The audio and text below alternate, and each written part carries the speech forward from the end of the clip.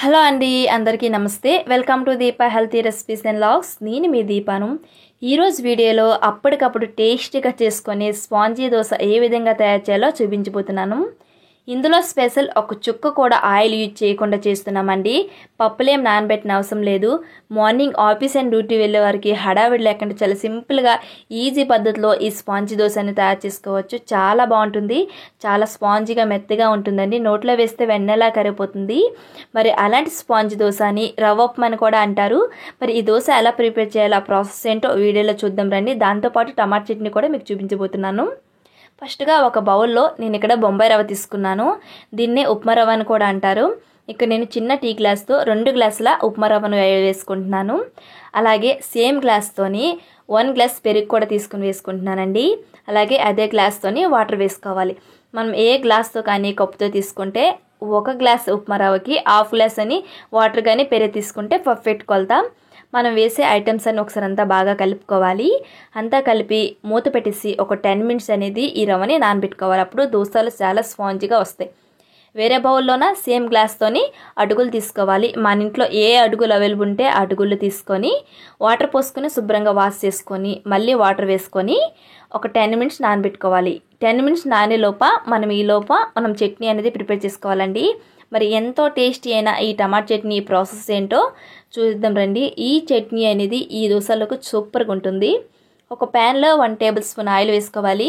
Heat అయిన తర్వాత 1 table spoon పచ్చిశనగపప్పు, 1 టేబుల్ స్పూన్ మినపగుళ్ళు వేసుకొని 1 నిమిషం పాటు ఫ్రై చేసుకోవాలి.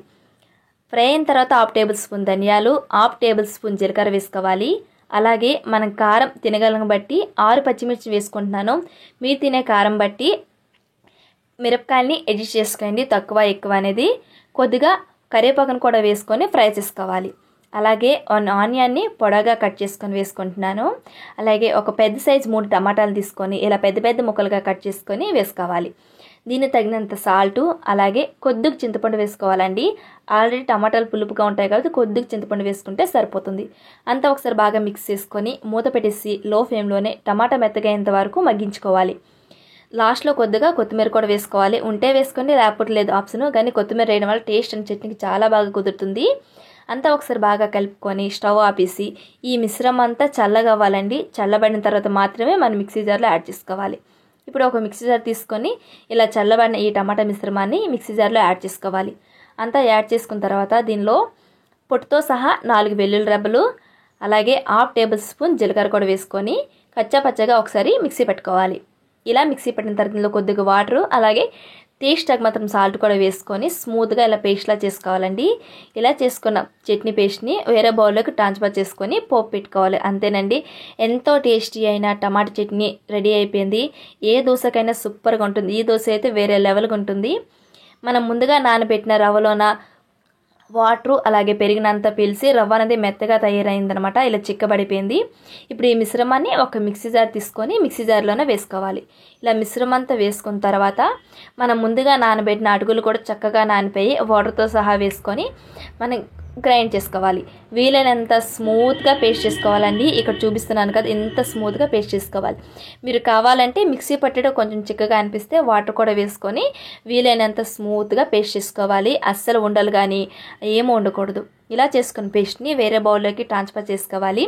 అలాగే 1 టేబుల్ స్పూన్ పంచదార వేసుకుంటున్నాను. పంచదార వేయడం వల్ల కలర్ అనేది చాలా బాగా వస్తుందండి. పంచదార కరిగేంత వరకు అంతా ఒకసారి బాగా కలుపుకోవాలి. మీరు కావాలంటే మనం పిండి మిక్సీ పట్టేటప్పుడు కూడా పంచదార వేసుకోవచ్చు. ఇప్పుడు అంతా ఒకసారి బాగా కలిపిన తర్వాత దోశలు స్పాంజీగా రావాలంటే ఇందులో ఈనో వేసుకుంటున్నాను. ఇక్కడ ఎటువంటి ఫ్లేవర్ లేకపోతే ఈనో తీసుకుంటున్నానండి. 1 టేబుల్ స్పూన్ వేసుకుంటే సరిపోతుంది. లేదంటే మనకి చిన్న ప్యాకెట్ ఉంటుంది కదా, ఆ ప్యాకెట్ మొత్తం వేసుకుంటే సరిపోతుంది.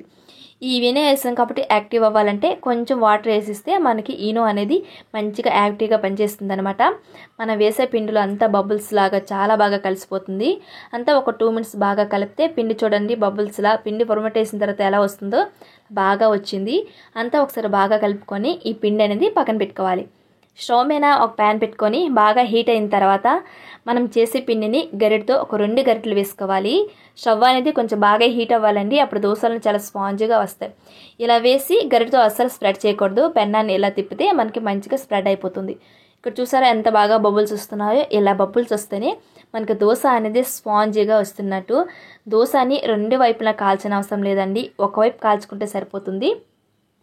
దీన్ని ఇప్పుడు మూత పెట్టేసి లో ఫ్లేమ్లోనే 1/2 మినిట్ అనేది కుక్ చేసుకోవాలి. అప్పుడు పైన కూడా మంచిగా కుక్ అయిపోతుంది. ఇక్కడ చూపిస్తున్నాను కదా, మంచిగా కుక్ అయిపోయింది, అస్సలు చేతికి అదుకోవట్లేదు. రెండో వైపు చూపిస్తాను చూడండి, మంచి కలర్లో ఫ్రై అయిపోయింది. అంతేనండి. ఈ దోశను తీసుకొని ఒక ప్లేట్లో సర్వ్ చేసుకోవడమేని. రెండో దోశ వేసినప్పుడు కూడా పెనం అనేది హీట్ అయిన తర్వాత వేసుకోవాలి.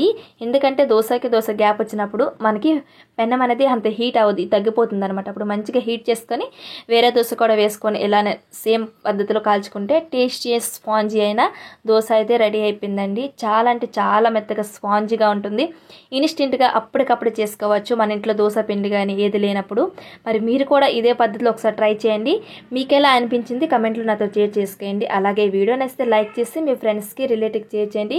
కొత్తవారు నా ఛానల్ చూస్తున్నట్టుంటే సబ్స్క్రైబ్ చేసుకుని పక్కన ఉన్న బెల్ ఐకాన్ టచ్ చేసి ఆల్ అని క్లిక్ చేస్తే నేను చేసే ప్రతి వీడియో మీ వరకు వస్తుంది. Thank you so much for watching friends. By.